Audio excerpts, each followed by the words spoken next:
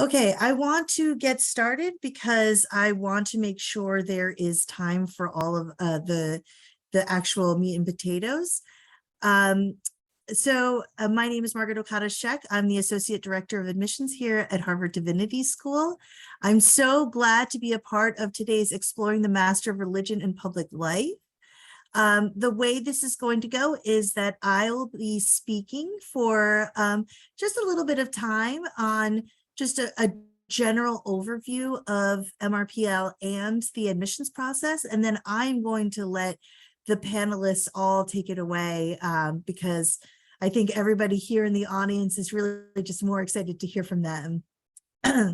So I am going to stop my video. And then, okay, again, my name is Margaret Okada-Sheck. I'm the Associate Director of Admissions here at Harvard Divinity School.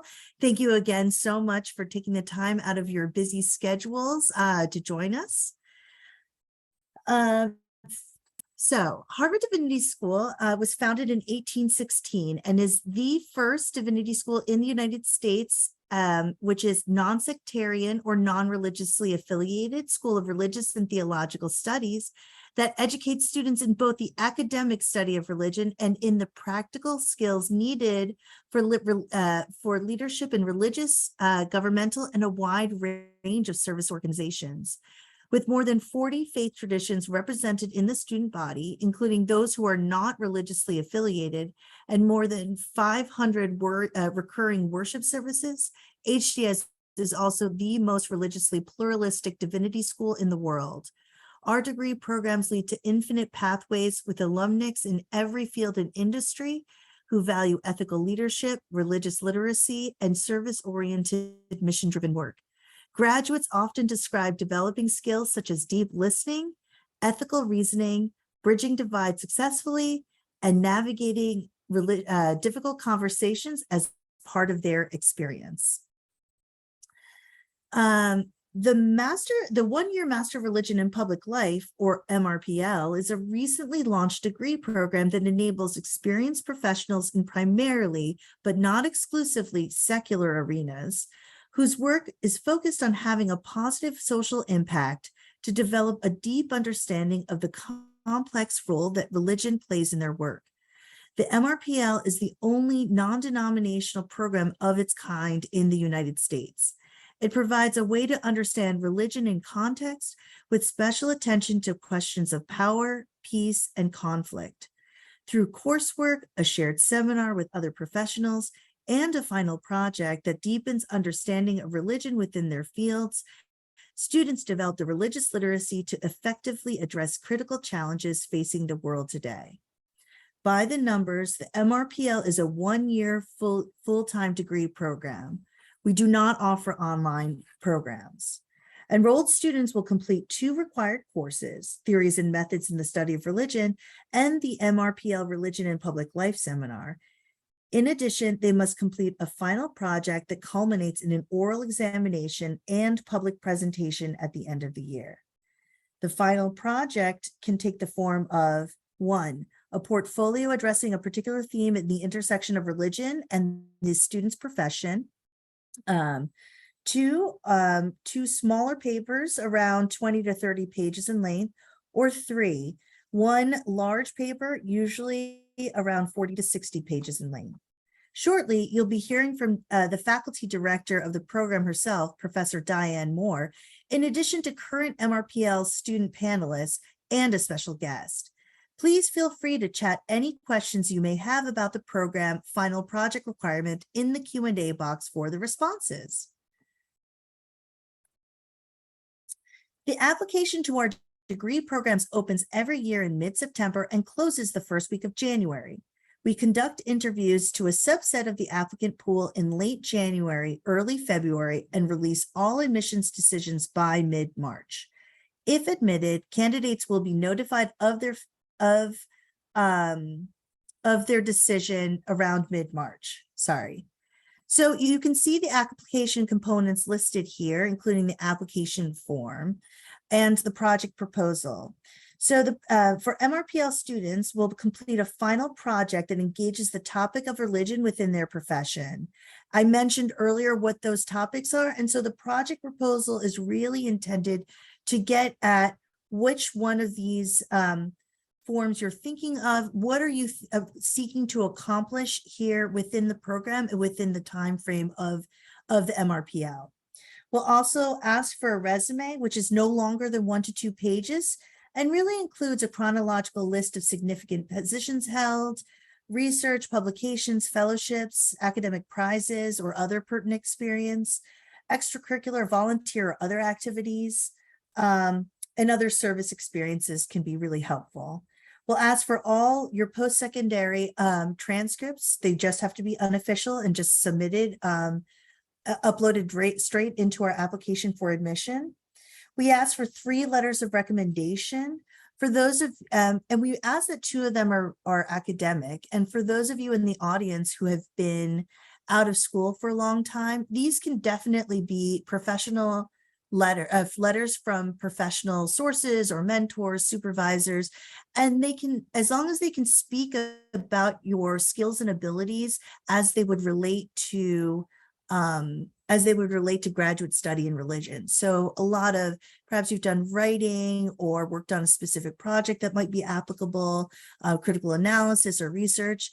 So those will all be really sufficient for the purposes of this application. Writing sample is required from all MDiv, MTS, THM, and MRPL applicants. This should really demonstrate your academic writing ability. So be no more than 1,500 words, so around 5 to 7 pages, in size 12 font and double spaced. So perhaps, graduate school wasn't as far away for you, or undergrad wasn't that long. And so you can choose to submit an excerpt of an academic paper, or perhaps you are writing as part of your work, and perhaps an adapted piece of professional writing might be appropriate. Or what I often recommend for folks is you can really use this as an opportunity to write an original work that is based on a topic that you're interested in studying here at HDS. So if it's been a while for you since you've been in an academic environment, this can be a really fantastic way for you to get your feet wet in academic writing again, and really sort of delve into some of the research. Applicants whose native language is not English, and if your bachelor's degree is not from an institution where English is a sole language of instruction, we would ask if you for you to submit a TOEFL or IELTS. And then for an interview is required for admission to all 4 of our grad degree programs. Selected candidates will be invited to a 15-minute virtual interview with a member of the HDS admission staff. Please note that an interview invitation does not guarantee admission to our degree programs. All official decisions will be released in mid-March. So I know I went through all of this really quickly because I really want to make sure that we have time for our panelists to speak, but there are many ways to keep connected. I just wanted to share that next Wednesday, we will be having our virtual open house for prospective students on October 26th. So I really hope for those of you, you may find that to be really, really helpful. And these are some other resources for you.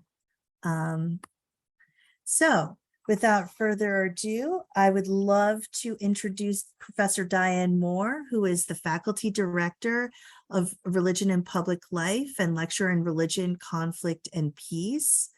I am going to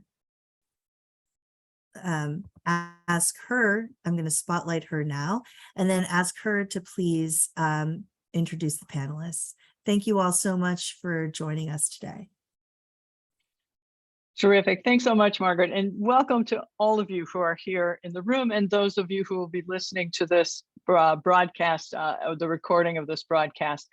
I'm really excited to have this conversation about the Master of Religion Public Life with my wonderful colleagues here on the panel, four of whom are current MRPL students, and one of whom is a recent grad from last year, our first year of the program. This is the second year of the program. So I want to say a couple words about the MRPL itself, the program. And part of this, what I'm about to say, will respond to some questions that some of you in the audience submitted earlier. But I want to be relatively brief in my comments, just because I want to get to the opportunity to hear from our current students and again also from our graduate. So I want to say just a couple things. The MRPL is a new degree program. It's a one-year program. It is geared toward what we call experienced professionals. And we use that term very broadly.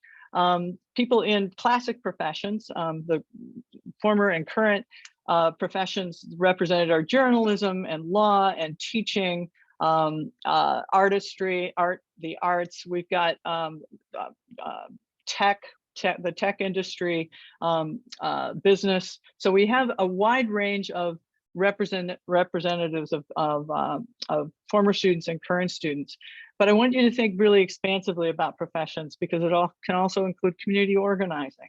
It can include particular kinds of volunteer work that you feel that you have devoted yourself to for a very long time and want to then come to enhance your understanding of religion relevant to that profession.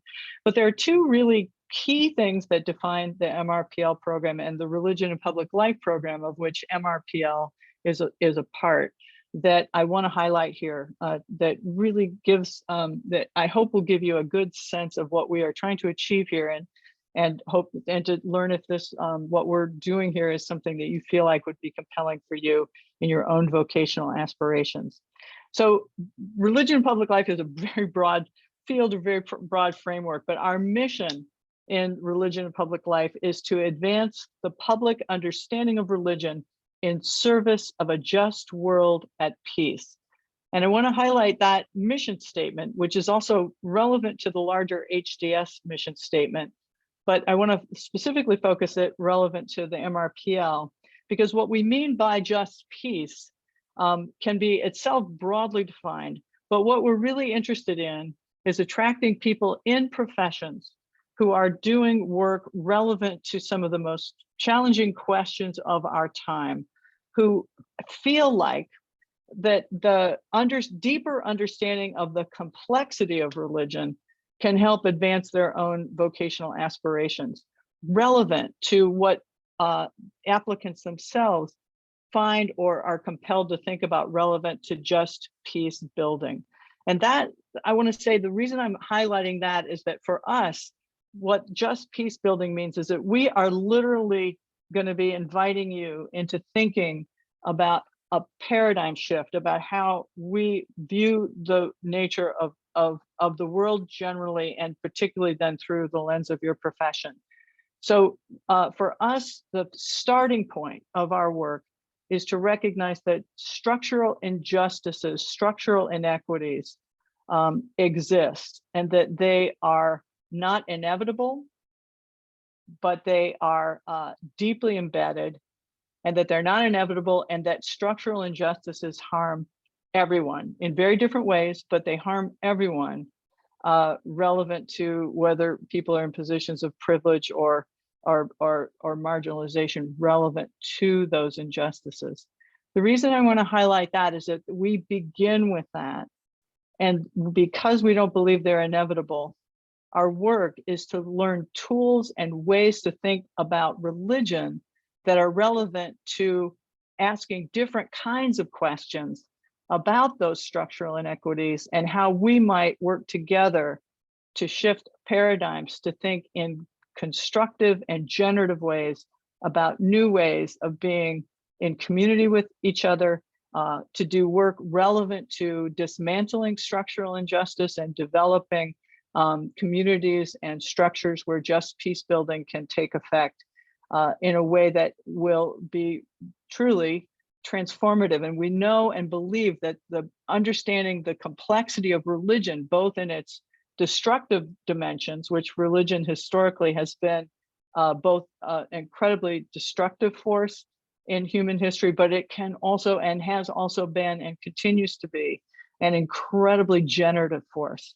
And we want to give applicants and students who are here at Harvard in general, Harvard Divinity School in general, but in the MRPL specifically, language to understand that incredible complexity and then be able then to garner and engage and encourage the generative dimensions of religion and mitigate the negative and problematic dimensions of it, and consequences of religion and how religion functions in human experience.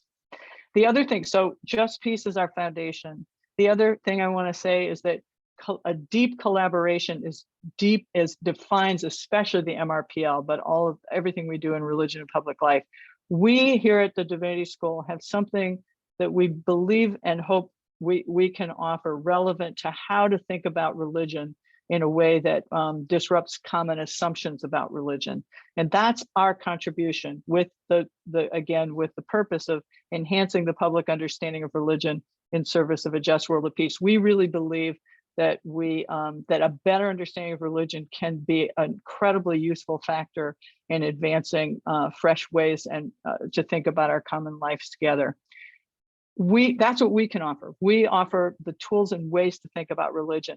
But what you all, the students who are currently in the Master of Religion and Public Life and our former students, and many of you in the room who will but hopefully join us and be candidates for the Master of Religion and Public Life, you all are experienced professionals in arenas that we do not know enough about. And so we learn as much from you as we hope we offer to you, because it isn't just language about how to think about religion, but it is the depth of understanding that the members of the Master of Religion and Public Life bring as experts in their own fields, and the complexity of what it means to move within those fields, and the language required to think about paradigms within those fields, that we realize that we can't advance the public understanding of religion without these partnerships, these collaborations that the MRPL provides us opportunity to explore. So I'm incredibly excited about this program. And the first year was last year. This is our second year. Both of the two cohorts from each year have been extraordinary human beings, let alone extraordinary professionals. And so I'm just excited to now turn this over to my colleagues here in the room, and have each of you please just introduce yourself briefly. Say if you're a current student, what your profession is, and maybe where you're from. Just a brief introduction, and then we'll move into the conversation that we've been eager to have together, and that I hope will give those in the audience information relevant to your own discernment process about whether this is a good fit for you. So let's go ahead and have you introduce yourselves. Austin, please say hello. Say a little bit about who you are, where you're from, and what your professional focus is. Hello, everyone. My name is Austin Bogues. I'm from Newport News, Virginia, right along the Chesapeake Bay. I'm a journalist. I'm a politics editor at USA Today. Great. And Austin is a current MRPL student. Sarah, please say hello. Hi, everyone. My name is Sarah Sahu. I'm a lawyer from the Midwest. I'm here working on constitutional law issues. And if we have any lawyers in the room, I've done everything from been a public interest lawyer and a government lawyer to also a partner in a large law firm and a politically active guy. So love to discuss any of those issues, but really glad you're here. Thanks. Current student. Great. Thank you, Sarah. And Jen, say hello and thanks for being here. Hi, my name is Jen Louie. I'm a current student, and I come from the world of tech governance and policy making. So I've worked at big companies like Facebook and Google. I've also worked at smaller companies like Meetup and MIT Scratch. And so I think a lot and very deeply about how our morals are being shaped by social media. And I don't think you can talk about morals without understanding religion. Great. Thanks so much, Jen. And Barbara, welcome and say hello. Hi, everybody. I'm Barbara Dugan, and I moved here from Switzerland, and I've been working in marketing and advertising internationally in Asia and Europe. And I came here because I'm interested in sustainability and consumption. and marketing is basically at the center of that. So thank you. Nice to meet you. Wonderful. Thanks so much, Barbara. And Philip, wonderful to see you and welcome. Hi, Diane. I miss you. Missed you too. My name is Philip Picardi. My pronouns are he, him. When I came to the MRPL program, I was a magazine editor. I've edited Teen Vogue, founded them, editorial director of Allure, and editor-in-chief of Out Magazine. And then I left all of those things and went to Harvard Divinity School. And after I graduated, made a career shift. And now I'm the Chief Marketing and Communications Officer for the Los Angeles LGBT Center. And I have, of course, an alumnus of the program. Wonderful. Well, thank you all again for being here. And I'm excited to just engage the questions that I prepared. By the way, for those in the audience, I have asked our panelists to be very honest, because this is a discernment process for you. So this isn't, we're not here to try to sell something to you. What we are here is to help give you a sense of what the program is offering for this incredibly diverse array of MRPL candidates and alums, and to help you decide whether this is a good fit for you. So I'm going to start with the first question. What drew you to Harvard Divinity School in the first place, and how and why did you end up choosing the MRPL program? Maybe relevant to other possibilities. So I'm going to I'll just move through. Phil, let's start with you actually on that one. Oh gosh. Okay. So I basically had achieved my career ambitions by the time I was 25 years old. And by the time I left Out Magazine in December of 2019, I felt nothing but a sense of vacancy in my heart about where my ambition had taken me. And I realized that a lot of my problems were that I was chasing a career and not a vocation. And I really wanted to align myself to calling. And so I found myself going back to childhood conversations and my childhood experience growing up Catholic. My dad had a religious revelation shortly before I was born. I'm sorry, that's my fire alarm in the background. Because of that, he raised me under some pretty intense Catholicism, which really compromised my relationship to my identity, my sexuality. And so I came to Harvard Divinity School, not just to figure out what I wanted to do next, but also to reclaim God and be able to feel right about the direction my life was taking from a spiritual perspective. So RPL was an interesting culmination of all of those things happening in rapid succession and all at once. Great, great. Thanks so much. Thank you, Phil. Jen, how about just briefly, like what drew you to the program? Yeah, there's so many reasons. You know, I left Facebook and then immediately applied 2 days later as a special student. Part of that is, I think many of you know that Facebook is ensnared in a lot of ethical issues. And I wondered if I was kind of doing things wrong. Like I'm at the intersection of content moderation and a lot of the conflicts that find themselves on social media. And so I came to Divinity School because I had two friends who had graduated from Divinity School, and I had the most transformative and eye-opening conversations with them about how it is that I might reconsider moral conflict, honestly. And then after doing it part-time as a special student, I knew definitively that MRPL was the program that I wanted to be a part of. Part of it is this cohort structure, but because I was actually trying to deal with moral conflict in a secular setting, in technology, and in a place that I thought was really hard to really confront some of these ethical issues and challenges. And I just lacked the language and lacked kind of the understanding of where our moralities emerged from. And those are things that I kind of just got a brief taste of when I was a special student, but the MRPL I knew was going to cultivate a way of translating that and actually not just talking in an esoteric way, but actually talking in a real way to real people in my industry about these problems in a way that I hope that would open up the conversation versus having people dismiss me, saying like, you went to Divinity School, we're not really sure what you're talking about anymore. But I really felt that the MRPL was going to cultivate that for me, and it really has. Great, thank you so much, Jen. Thank you. And Sarah, what drew you to us? A little bit like Phil, I'm a passionate egalitarian, and I've been pursuing these things, trying to figure out how to change the world since at least college. and I've worked through philosophy and worked through law. And if there are any lawyers out there, I almost left law school because, you know, law school can be a miserable experience, and it's not the place where you find the least conflict or the most equality all the time.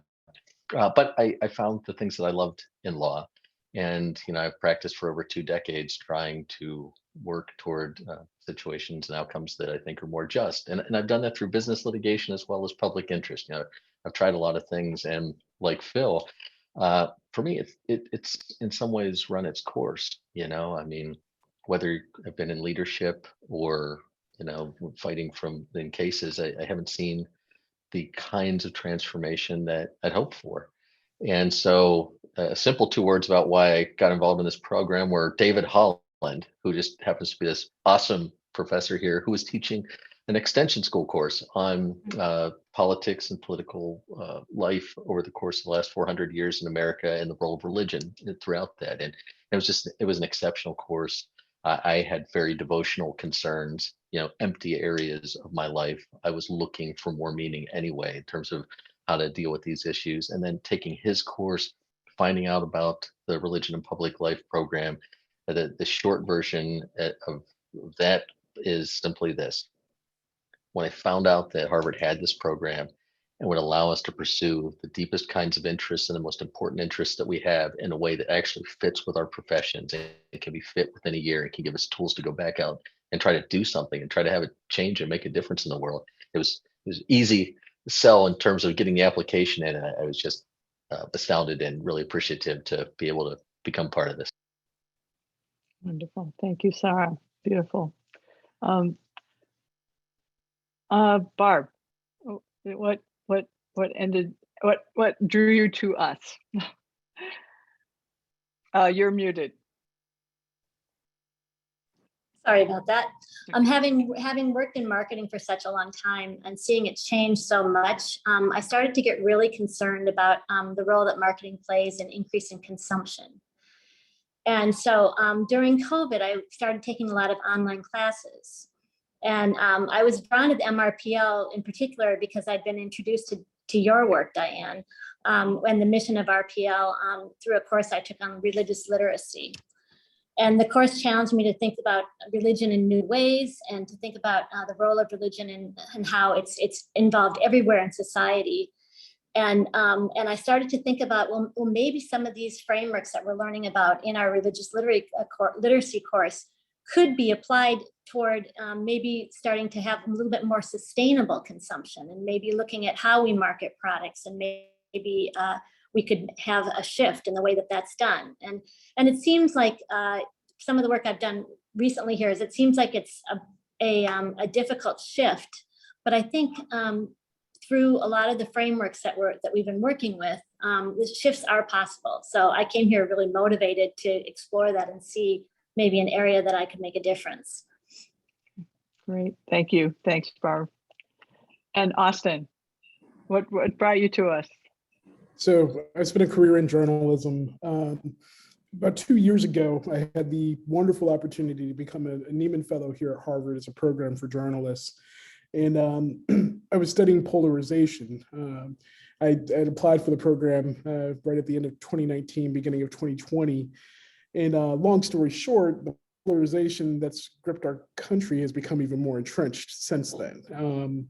Through the course of auditing courses at Harvard as a Nieman Fellow, I took 2 divinity school courses that really kind of changed my perspective a little bit in terms of my studies. You know, I had looked into some of the surface issues involving the politics and kind of the day-to-day news cycle. But one of the things that was brought to my attention from my encounter with those classes at the Divinity School is that the problems that we're contending with are very old to humankind. And, you know, some of the religious understandings of them could provide, you know, different interventions and a deeper level of understanding of the polarization that we're seeing that's really tearing apart our country at the moment.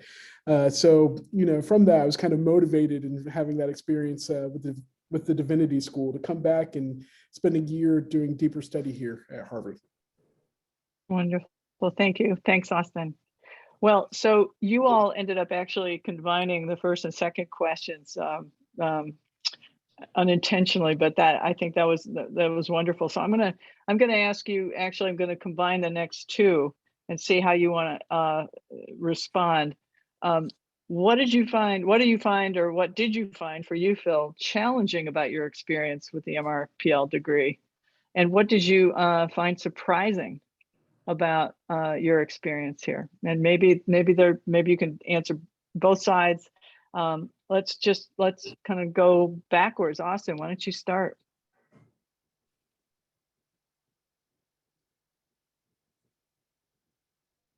Sorry, me first. My apologies. The question was, what was the biggest challenge so far? What are you finding challenging about being here at HDS and MRPL, and what surprises you? What has been surprising to you? Sure. So you know, I'm a journalist. We tend to write kind of quick, and you know, we tend to look for kind of some of the easier and quicker, I guess you could say, summaries of some of the issues going on.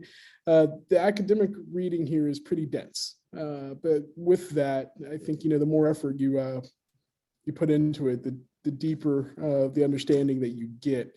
So, you know, it's a challenge for sure, you know, just learning to read through some complex thinkers and grasp what you can in terms of the arguments that they're making, and kind of finding the modern applications, or what you can kind of use in terms of practice.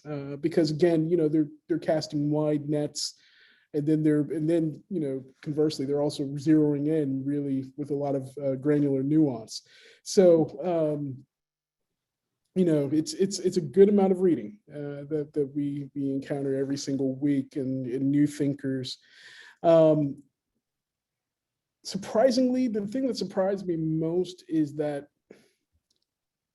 at least with the individual readings that we've done so far, it's that, like, you know, after a while it starts to bake in, but not necessarily the way that you expect it to. You know, I found, you know, that some days, like, you know, maybe the argument doesn't sink in immediately, but a week or two later you read something new, and it completes the circle, and you're like, oh, okay. So there's kind of this, you know, what we call a new production of knowledge in your head, and you learn to synthesize some of these concepts.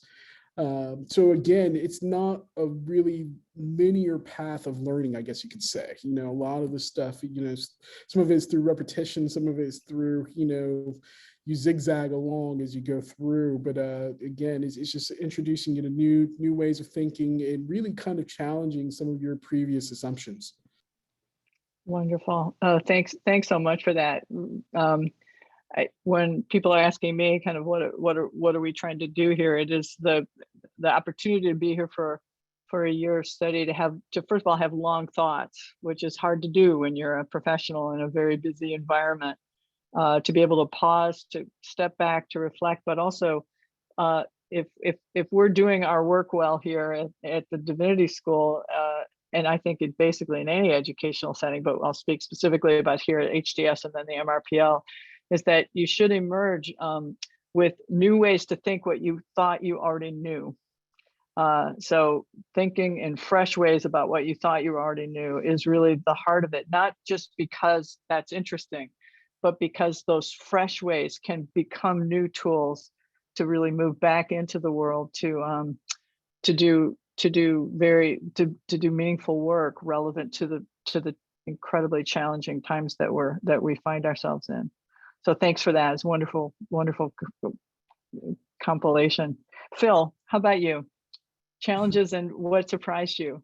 Well, aside from living in Boston for a winter when my windshield of my car cracked because it was so cold, there were a few challenges, and I echo the reading one. I just want you all to know that it's like you dust off cobwebs in your brain, and like our old people brains, and like you feel young again, where like you can actually absorb this stuff and like apply your lived experience to it too, which is even more rewarding. And that doesn't happen, sadly, until like the second semester. You realize how much you've changed and how much you've grown from it. So hang in there. I know theories and methods is a lot. You'll get through it.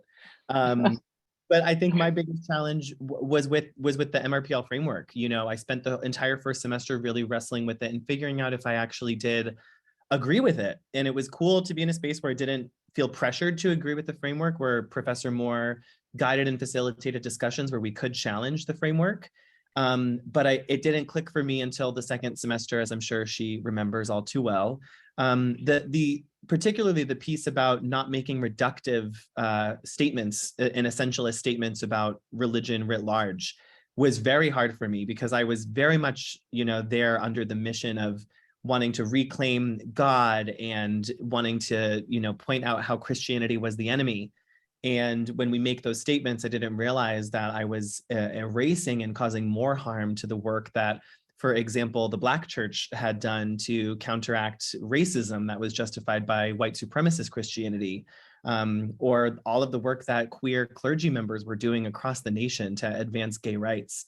And while that was hard to learn in school, it's even harder to apply in praxis, right? I now oversee a policy department here at the LA LGBT Center.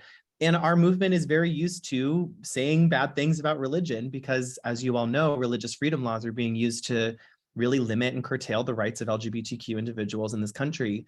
And so to be a voice in a room that says, that's not how we should say that, and we've got to be specific about what's happening here, has been challenging and has brought up all sorts of things from people's own trauma and lived experiences that I luckily feel like, because at least I have this degree and this grounding in this work and in this writing and this reading, I can navigate with compassion the same way that my professors navigated those conversations with me with great compassion.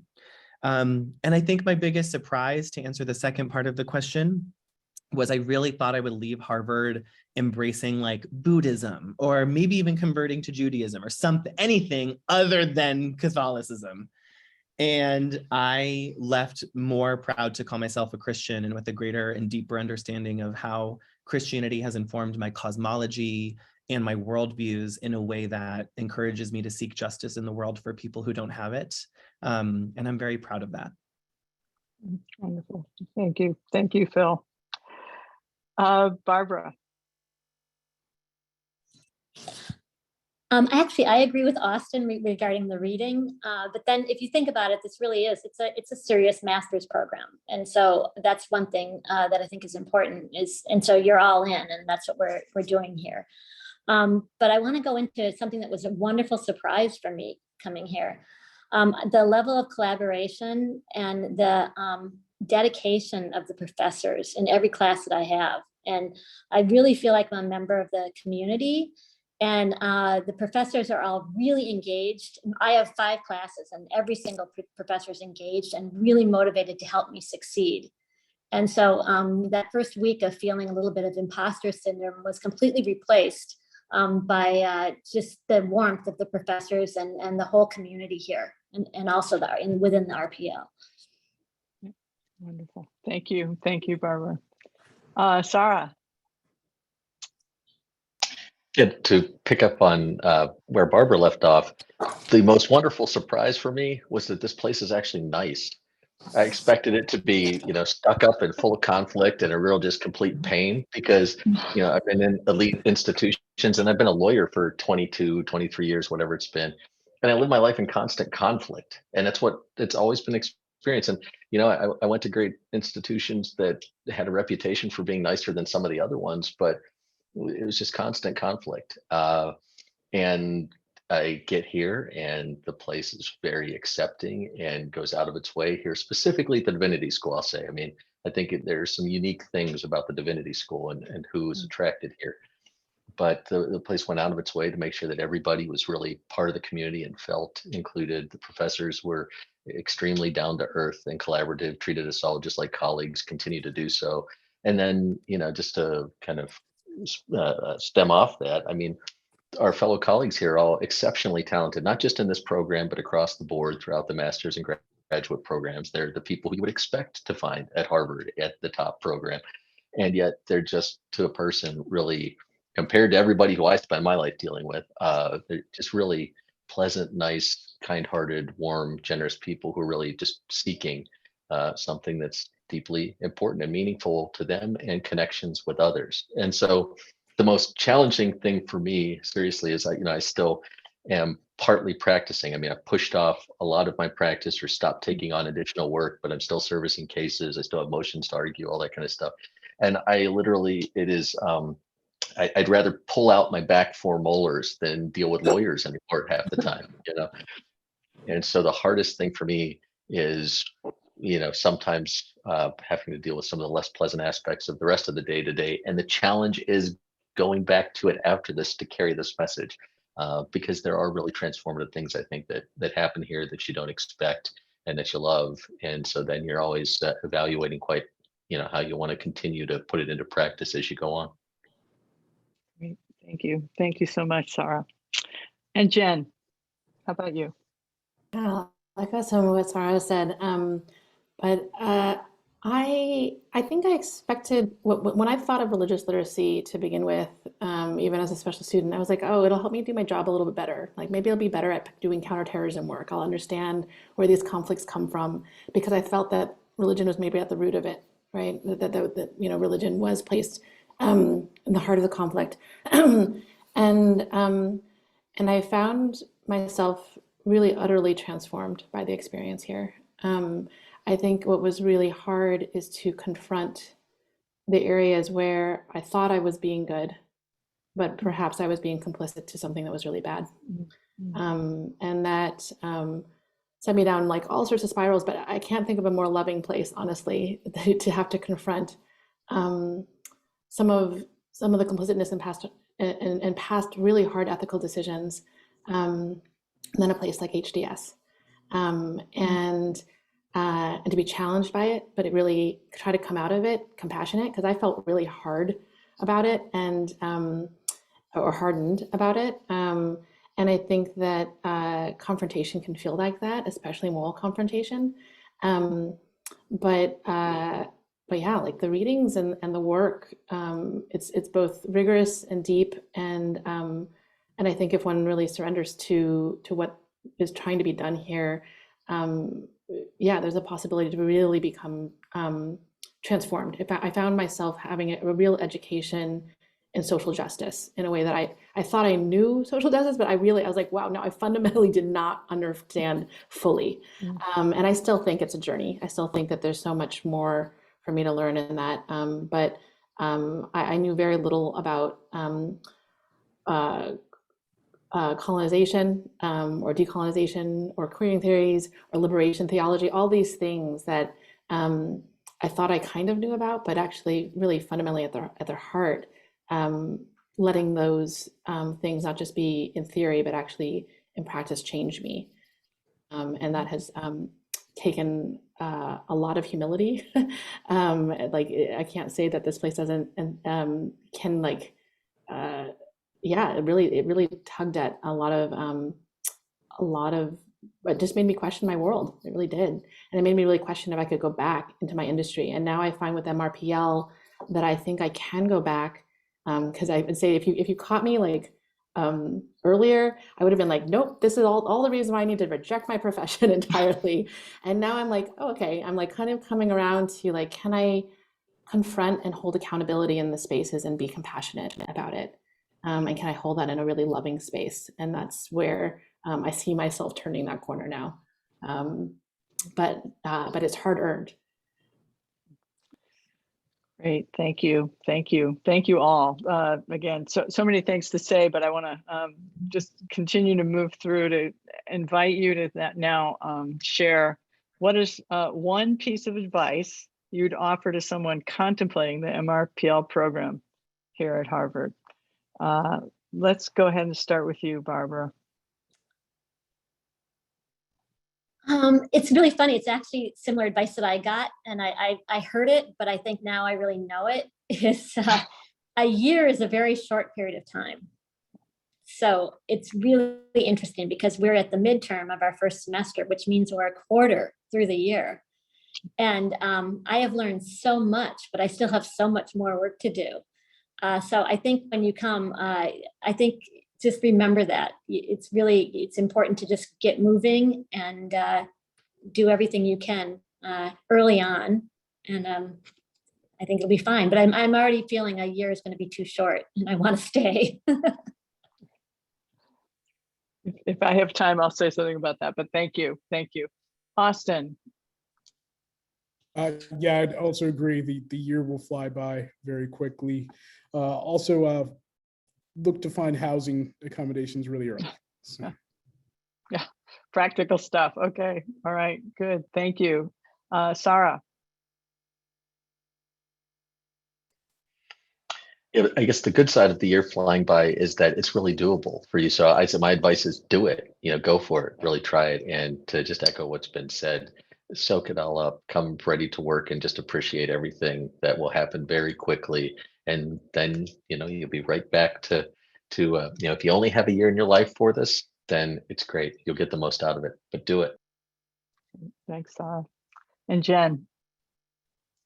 To kind of think about what Barbara said, honestly, I started off as a special student. So I think for any of you who are like, I'm not sure if I can dive all in, like, I'm not sure if I can quit my job or any of those other things, I highly consider like doing the special student thing, not to dissuade you from doing the MRPL, but like, I think it as an entry point for me to do the MRPL really landed me in a much more like capacious way of understanding and thinking. So I encourage like that for anybody else who's kind of like unsure. I'm happy to talk about that. And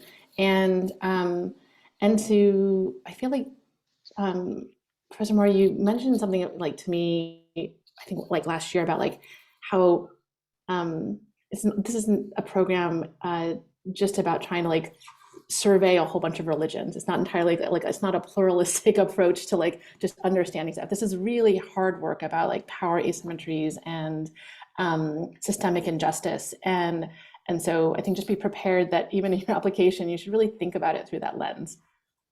Wonderful. Thank you. Yeah, thanks. Very important. And I'll say a word about that too if I have time. Phil, go ahead. Thanks. One thing I would say is be prepared for your proposal in your application to completely change.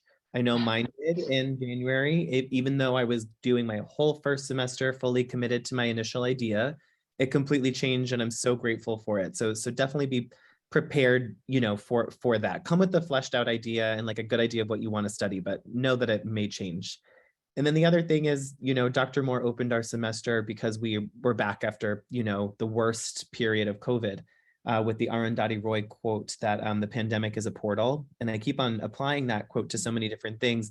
But, when you're in the middle of a life and you have a job and you think you know everything about yourself and you decide to embark on something like this, what none of my colleagues or I were anticipating was that we were going to leave transformed by the experience, and that transformation as it's happening can be painful and can be really hard and can feel really challenging because of the things you're sacrificing, sure, but also because of the things you're learning and how they're making you reckon with the life you lived or the life that you want to live. So my biggest piece of advice is if you're going to do this experience, you have to allow yourself to dive all the way in because that's the only way to experience that transformation and get out onto the other side of the portal in peace.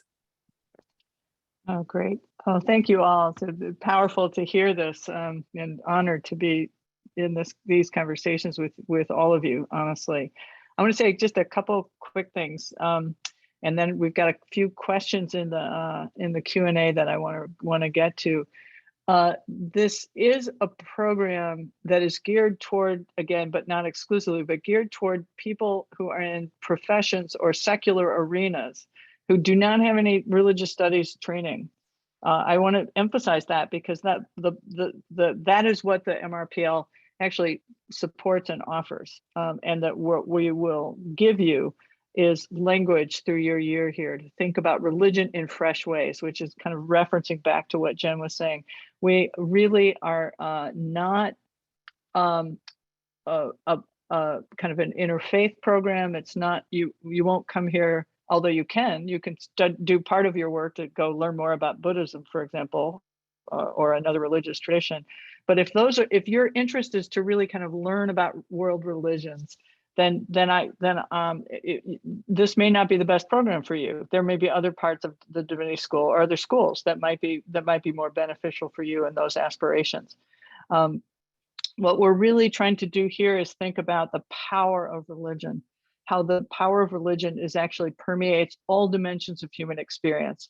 and that it is a profound misnomer to represent religion only in this little isolated space as a series of beliefs and ritual practices that are isolated from the quote unquote secular arenas of our lives. So that's right away going to be something that you'll learn coming here about how do we think about religion and its power that is both explicit and very implicit in so many of the structures of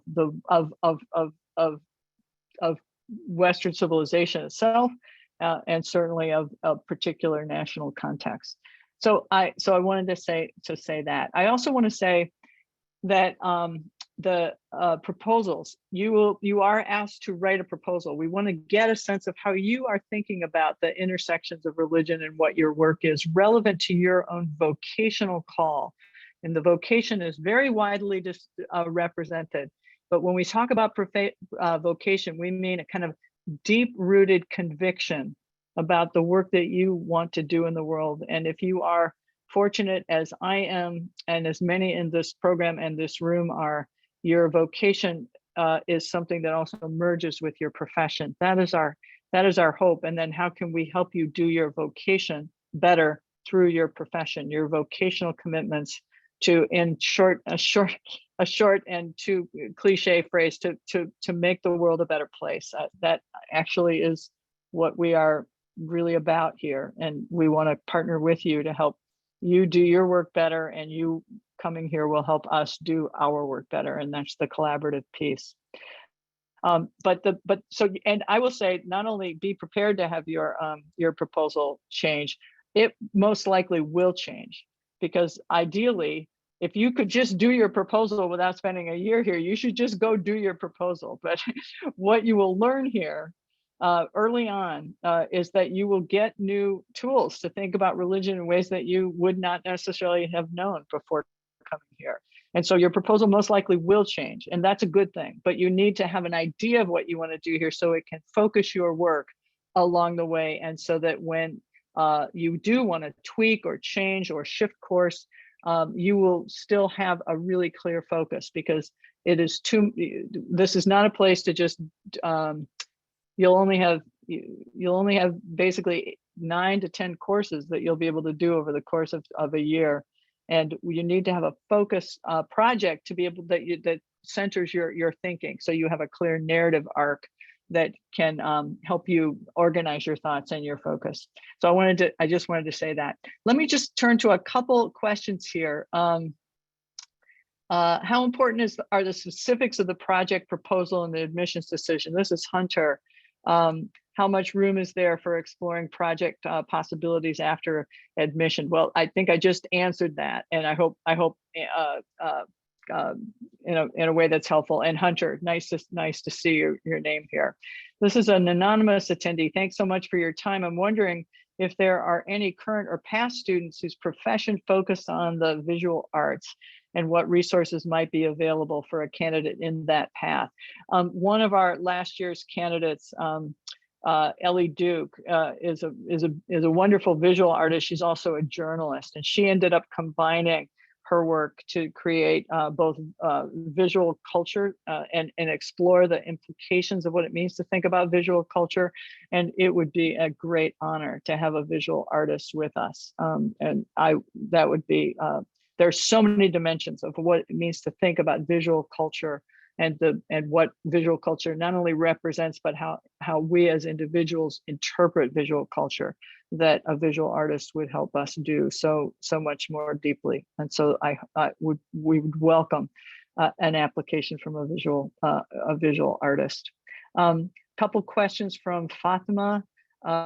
Is the program associated with any sort of chaplaincy portion of HDS? No, we're not. And thanks for the question, Fatima. This is not a ministry studies training program. We have a Master of Divinity for that program. And we have a really remarkable Master of Divinity program where people can come to learn not just religious leadership, but can come to learn what it means to be working in the context of a faith tradition, and to think really very, very broadly about what opportunities one might want to do and explore through that. So this is not a chaplaincy program, but we have other options for that.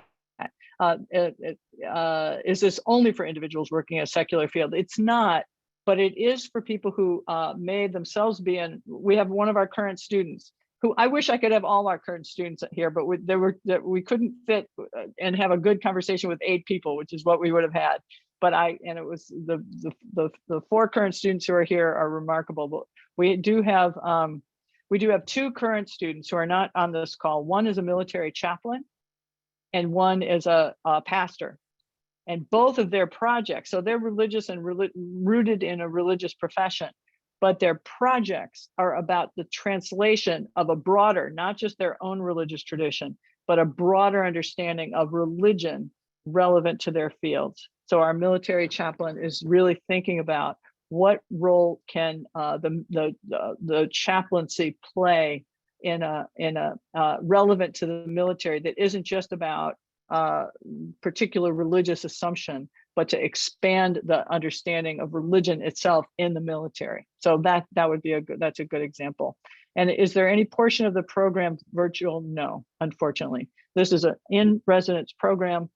We want you here. We want you here because so much of the power of the program, and you've heard it referenced by many of the people in the room, is the cohort and your experience in the relationships, not just with the MRPL cohort, but with all people at HDS. We were only virtual because of COVID, when we all had to be on COVID.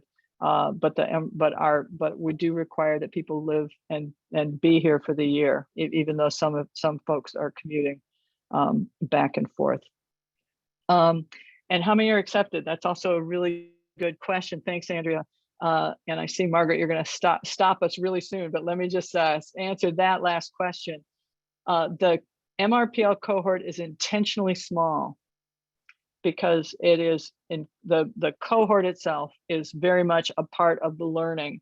And so we learn from each other, the different professions, and we have a through line about this framework of religious literacy that helps keep us all connected and as a through line. But the cohort remains very small.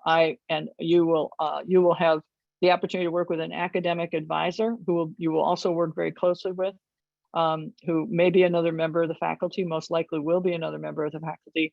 And I work very closely with the whole cohort throughout the year. And so as the director of the Religion Public Life, I run the MRPL seminar, which is one of the 2 required courses, and work very intimately with each of the members of the cohort to develop and to help them fulfill the aspirations relevant to their work here and their final projects.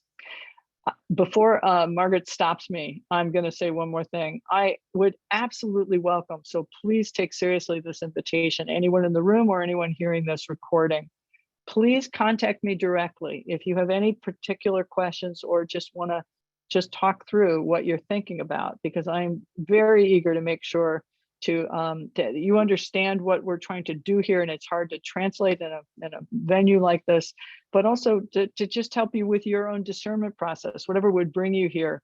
I would be happy to talk with you about what we're trying to do, and if it doesn't feel like quite a fit, I can also talk to you about other possibilities, not just here at the Divinity School, but potentially in other institutions. So you can contact me just via the Harvard Divinity School website.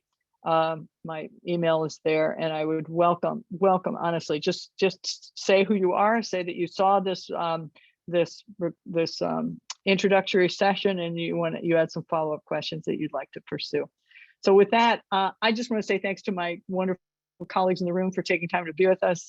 How lovely it is to have this chance to hear from you about your experiences here. I feel so honored to be in this conversation with all of you and this work with all of you.